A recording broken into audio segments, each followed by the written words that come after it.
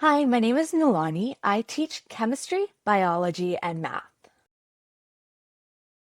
The biggest struggle that I would say I faced was how much independence you had and how much you had to do by yourself, even coming down to like your own study schedules and when to do your lectures, when to do your quizzes, when to do your homework. Because in high school, you had like a 9 to 3 where you went to school and you did everything there. But in university, you're left to like your own devices. And the content wasn't that different from high school, but the scheduling was where I really struggled.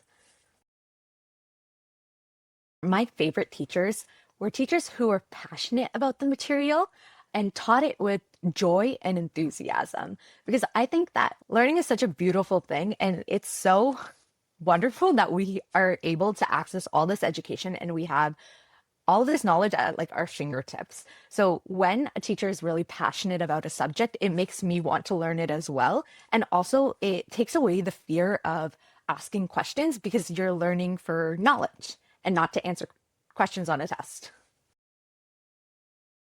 No, I think that they might not fit the normal curriculum of how our teaching is set up, like school systems. So they might just need something in a different way. For example, I learn a lot better through audio. So I like consuming lectures, videos, not readings. But another student might prefer reading the material rather than learning in person.